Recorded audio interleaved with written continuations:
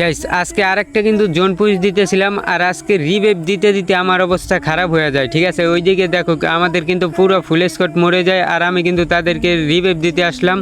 আর এখানে দেখলাম কোনো এনিমি নেই, তারপরেও একটা গোলো মাইরে তাদের তিনজনকে কিন্তু আমি সুপার রিভেভ দিয়ে দেই। আর সুপার রিভেভ দেওয়ার পরে আমি কিন্তু এখন পর্যন্ত একটা বক্সও খুলি নাই, তার জন্য কিন্তু আমি গাড়ি নিয়ে যাইতেছি বক্স খোলার জন্য।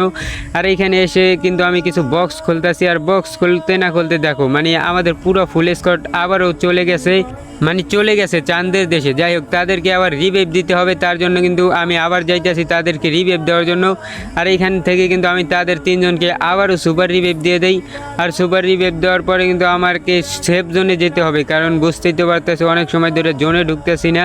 আর এইখান থেকে কিন্তু আমি সেফ জোন টাচ দিলাম, তারপরে কিন্তু এইখান থেকে বেশ কিছু সময় ঘোরাঘুরি করতেছি।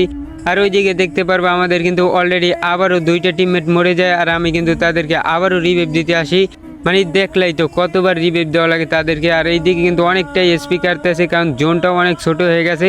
আর তারপরে কিন্তু আমি অবশেষে সেফ জোনে চলে আসি, আর সেফ জোনে আসার পরে কিন্তু এখান থেকে আরও ঘুরতেছি। আর ওইদিকে দেখতে পারবা আবারও কিন্তু আমাদের টিমমেট মরে যায়, আর জোন কিন্তু একদমই ছোট হয়ে যায়। আমি কিন্তু তাদেরকে আবারও রিভেভ দিতে যাই, কারণ আমাদের কিন্তু তিনোটা প্লেয়ারই মরে গেছে। আর আমার এসপি দেখো কি লেভেলের কাটতেছে, আর আমি কিন্তু তাদেরকে রিভেভ দিতে আসি।